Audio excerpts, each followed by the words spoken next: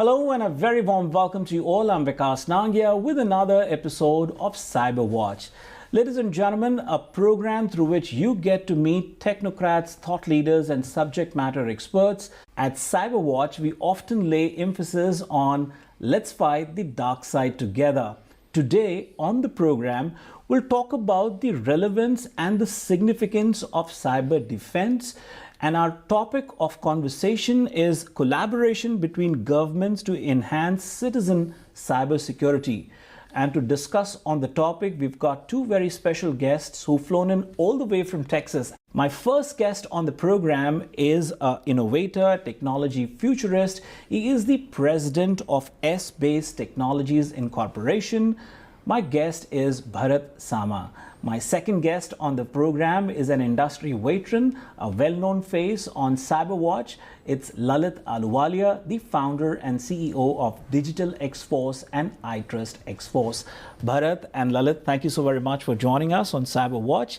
What's your take on our topic when we talk about collaboration between governments to enhance citizen cybersecurity? First of all, thank you, Vikas, for inviting me for the show and presenting us. This is an important topic. I've been doing the entrepreneurship on last 15-20 years, and we've been engaging a lot of things.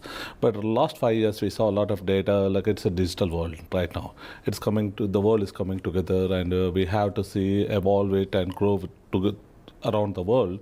So I'm saying, like, because we work, like, all our teams, we work from offshore development, nearshore development, and we integrated with each country is integrating togetherness, bringing togetherness. Right. So definitely we understood that, like, based on this digital areas, the cyber is getting a long way to grow, like, because a lot of people are bringing up cyber crimes, cyber frauds, or like financial, economical situations are going on.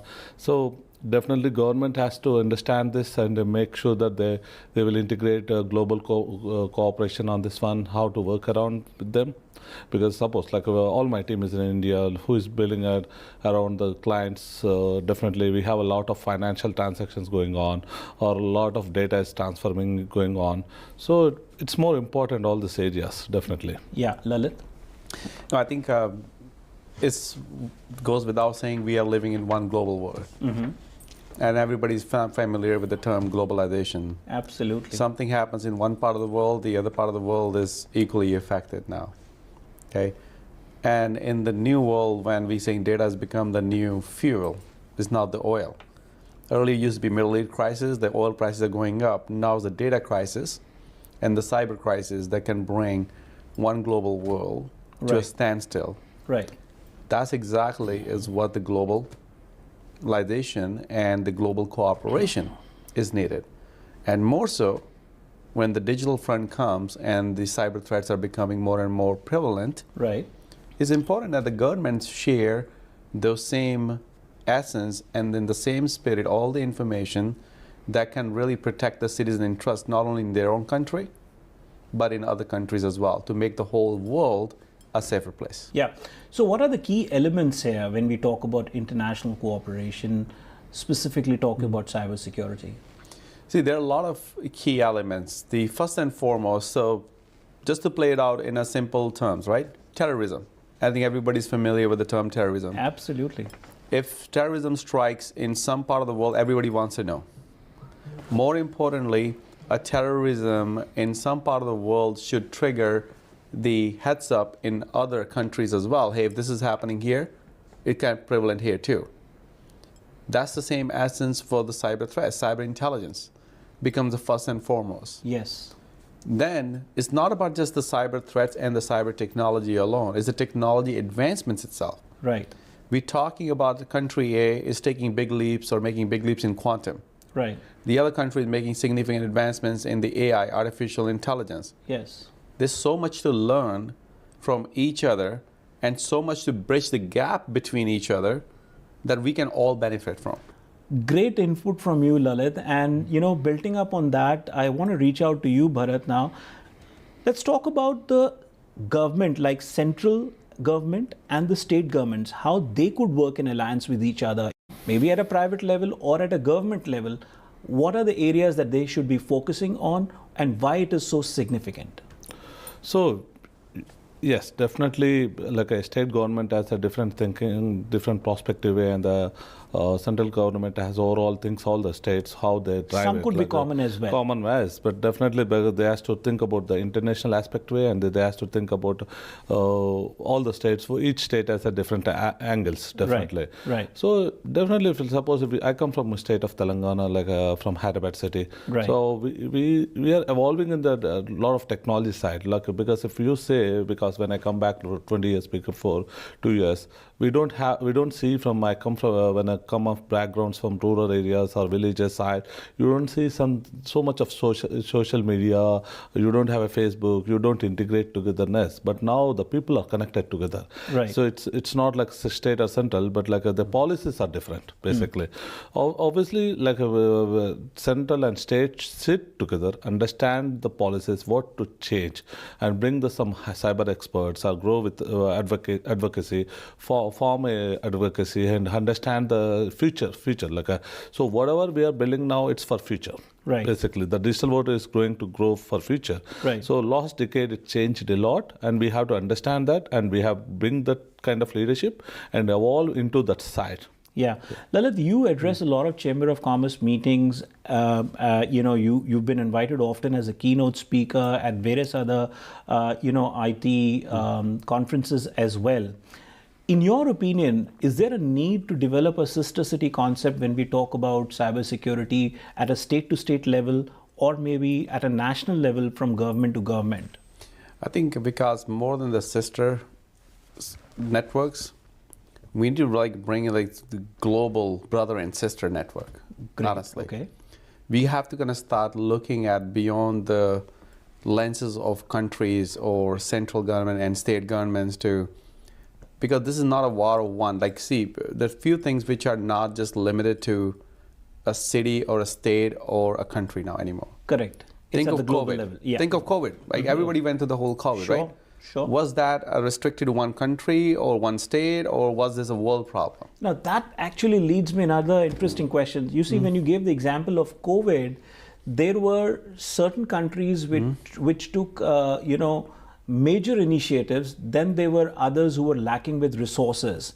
Now, how the developed nations, the countries which have the most resources, can help the developing nations when it comes to cybersecurity? Huge. It's actually a big responsibility of what we call as power nations to really empower the other nations which are maybe not as privileged. Look at a lot of African countries, Right. South American countries, Right. parts of Asia. They're underserved, underprivileged, and there are countries which are maybe resource rich and but they really are deficient in the latest and the greatest in technology space. And today, the biggest gift you can give is the gift of knowledge and education and data to anyone. Yeah. And that will only happen when you are bringing the whole concept of the sister nations and stuff. I think as one world, it should be no boundaries of where I can exchange knowledge, and it's not through the public-private. We have a very common concept called public-private partnerships. Yes, that's what. Where state and the local private businesses come and collaborate. Right. Imagine that is happening at a global level now. Yeah. How effective that would be. Bharath, Lalit brought in a very good reference of COVID, that it's not just about the A country or B country. You cannot bypass when it comes to COVID, any kind of virus. And so is the case of cybersecurity.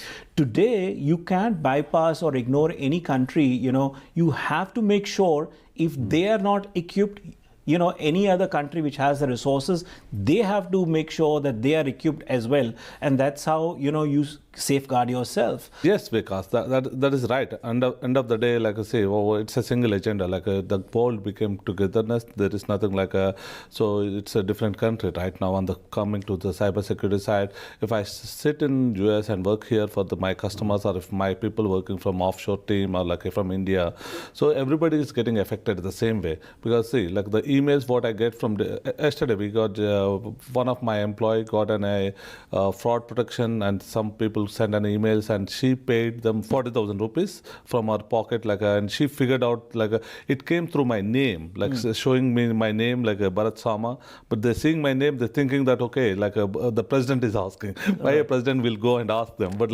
it's a sensibility. Suddenly they go and pay them, and this is a cyber crime, which is called. We don't know from which country they're doing it. It may be China, it may be India, it may be US, or it may be South America. It's affecting everybody in the global prospective way. Right. So you talk about, as Lalit mentioned, cyber crime, cyber terrorism. That is the biggest thing. Yeah. And you saw the first world war, the first hybrid war in the cybersecurity is Ukraine. It's a huge thing now. So as a global prospective way, global side, everybody has to understand these challenges now and work on the policy side, and do a lot of workshops and bring cyber experts and what's going on the current world right now, how it's evolving. So you see, if next after cyber 2023, 2020 of this COVID, everybody's working from homes. Right. So there is no security on the data side. There is no security about the privacy, or every data is connected to everyone else. Yeah. We'll take a quick short break over here. On the other side of the break, we'll resume our conversation. Viewers, you stay tuned. Lalit and Bharath, you be with us. We'll be right back after these messages.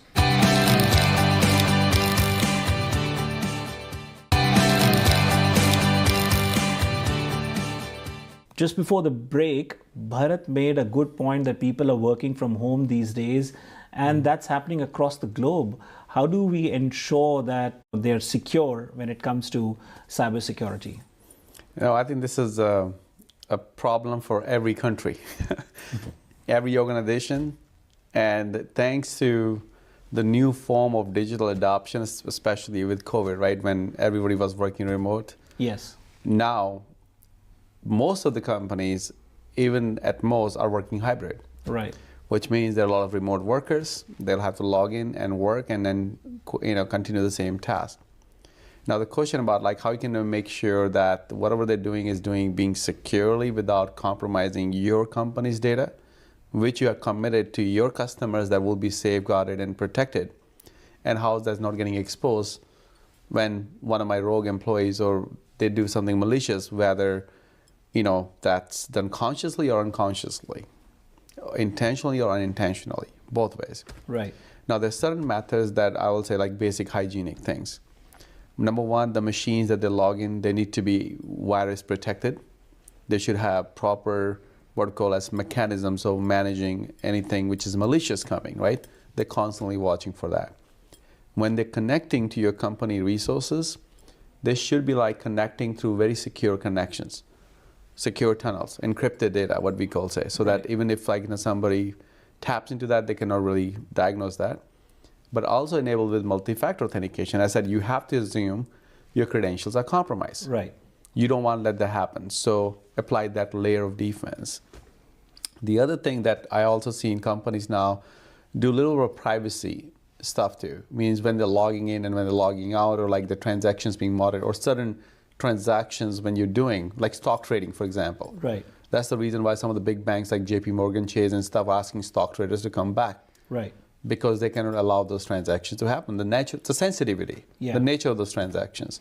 So know your business model, which transactions you would not allow or what you want to allow. In understanding your business, you can apply those common sense principles or the common use cases that you want to adapt. So these are some of the things that in the secure remote work, it's here to stay. Yeah. Everybody's used to it now. In one of the previous episodes, you mentioned about how European Union, has come up with some guidelines when it comes to artificial intelligence and cybersecurity. Are there any guidelines at an international level as well, or there is an international cybersecurity body, that has been formed that guides the governments to work in a unified manner? Bharath, I'll ask you that, and then I'll reach out to Lalit. Yeah, definitely. There is something like global prospective where there are global cybersecurity space, agencies are coming together, but it should get evolved. Definitely. We understood that because it's suddenly happening now, so people are understanding. The governments also need to understand better and better. They're coming up with the plans, but I don't know exactly. They have a certain guidelines right now. But they are working around that. So that is the reason we we have to feel, every government has to feel responsible about understanding the cyber threats and how it affects the economics, economically, or any kind of protection. So they has to come together and bring up a policies and bring up international guidelines. Yeah. Yeah. So, because there's no like one single organization that says, I'm the global cyber authority. Okay.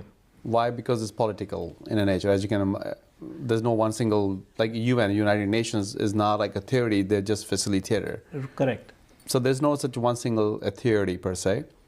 And it's difficult to have one. Exactly. It's difficult to have one, almost say impossible. Right. We could have done that at many other fronts, not just cyber as well. Correct. But there are dedicated agencies within each country. Like, for example, we have Cybersecurity, Infrastructure Security Agency. We have Department of Homeland Security here. Then we have FBI, Federal Bureau of Information, Intelligence. Then we have CBI, as in India, right? So they're like those agencies. Now, believe it or not, they do share the data with each other when it comes to some cyber crimes or support, like they're in the coalition and stuff, those agreements. Correct. We need more and more of that, like in a coalition and inter-support, and hopefully maybe down the line, we have something like, or maybe add to the agenda of United Nations, something around the cybersecurity and the digitization, pacts as well, that you have a responsibility as countries to share those things. And I think what we should also hit upon is the important aspect. It's a high time, just like we used to have ambassadors for foreign trade and other things, we need to deploy the same kind of ambassadors between country to country that are what was the information exchange guardians or ambassadors that can really support that agenda. Viewers, it's time for us to take another short break over here. On the other side of the break, first we'll take a look at the CyberWatch News Flash, and then we'll resume our conversation on our today's topic. We'll be right back after these messages.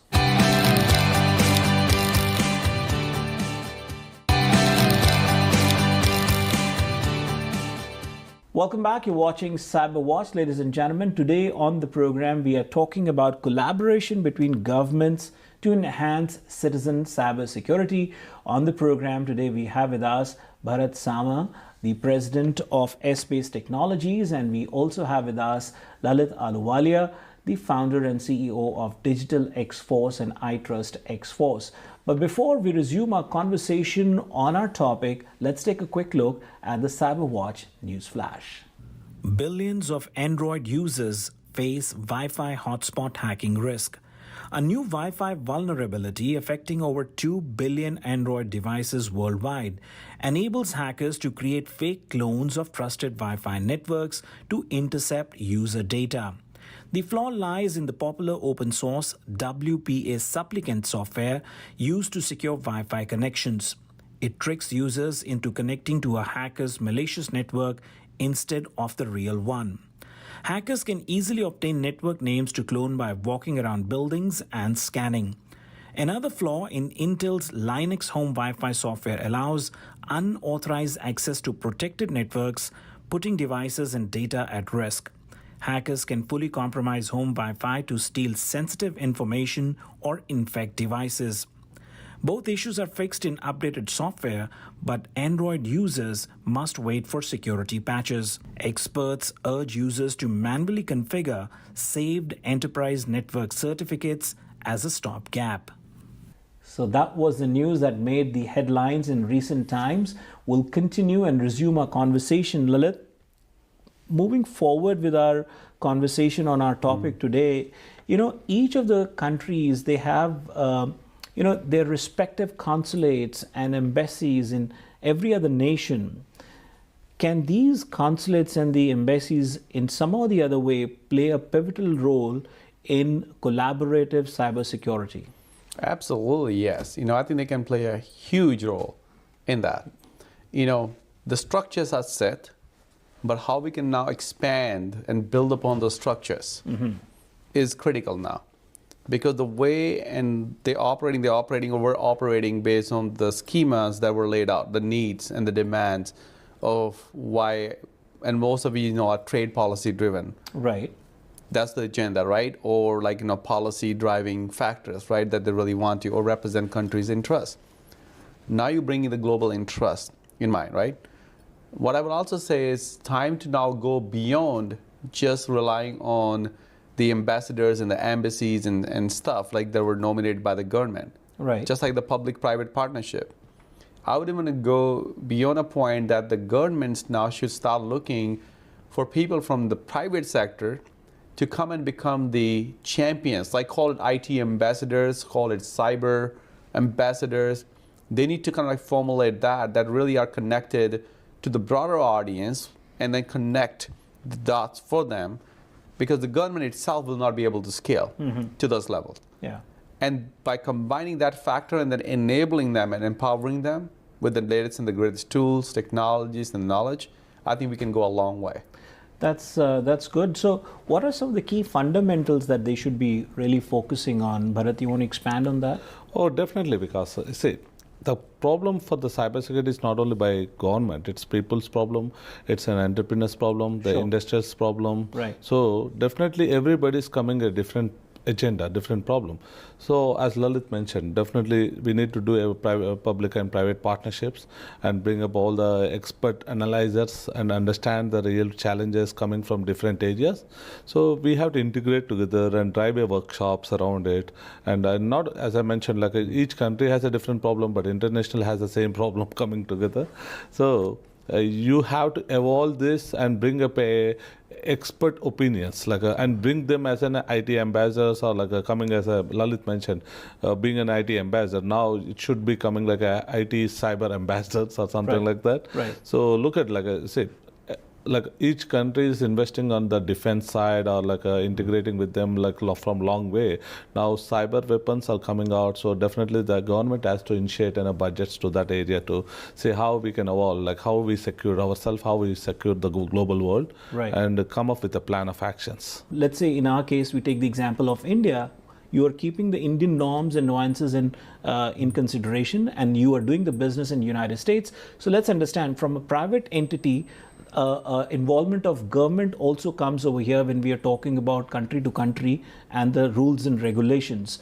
From private to government, how do you bridge that gap? How do you make sure that they're working hand in hand? Because you have to be very careful what the rules and regulations are. Lalit? I think this is a bi-directional thing between the two entities. Yeah. I think, as you rightfully said, a lot of the countries have now data governance laws, data privacy laws, Right. including what you can transfer or not transfer in terms of data out of the country. Every country is enacting their own law. Like India has its own, like US, of course, came the first one when it came to the different industry regulations. What can we go out of United States? What cannot go out of the United States, right? European Union always had a very strict data privacy laws, unlike anyone else. Now, if you look at even the Asian countries, everyone has enacted the data laws, right? Now, the reason why the governments are doing so that they can protect the interests of their citizens and what can be compromised or not. Private industry has to understand and work within the limitations of that. Let's say I try to open, or Bharat opens like another arm somewhere in Middle East. Can he just openly transfer the data from here to there and vice versa? No. Answer is no. How would Bharat know? They need to understand the government laws and apply those. Right. Now, how can now government learn from the private what we are experiencing? What we are experiencing on the ground, like what makes at the end of the day is also the business at large usage, right? We have to practically apply, oh, this is the better way, efficient way of doing it. Right. That data can be exchanged back with the government and they can start applying. So when you do the handshake, it becomes global business, but with keeping the interests of the people and the citizens on those countries in check. Right. That's where you need to have those public-private, partnerships. And of course, that can go beyond even intelligence. It's not that always the government has to figure out what cyber attack is going to happen. Yeah. Even as a private company, I might be experiencing something, I can report back and in advance give a warning, hey, this is coming, and the government can act on that intelligence. Yeah. So I really see a lot of common use cases between public-private that can enhance this domain. Bharath, you'd like to add something to what Lalit said? Oh, he really got a good points what it's going to happen, like, and as Lalit mentioned, definitely we need to go around that areas, like, because each private sector is experiencing differently, government is experiencing differently. So when we integrate together, we share the things, we share our problems, and we bring together and find a solution for that. Yeah. Well, gentlemen, thank you so much for sharing your knowledge and expertise with our viewers. It brings us to the end of tonight's episode. In case, viewers, you have any questions, queries, and concerns, or you'd like us to discuss on a particular topic, feel free to write us. You can reach us at cyberwatch@tvasiausa.com. And remember, Cyberwatch is powered by Digital X-Force and iTrust X-Force. If you need to reach out to Lalit Ahluwalia, Lalit, what's the best way? Absolutely, because we can be reached through our websites, which is the digitalxforce.com or itrustxforce.com. We're also very active on the social media. As I always said, if we don't have the answer, we'll find someone who has the answer for you. Great. Viewers, that brings us to the end of our tonight's episode. Until next time, this is Vikas Nangia signing off. Thank you for joining us.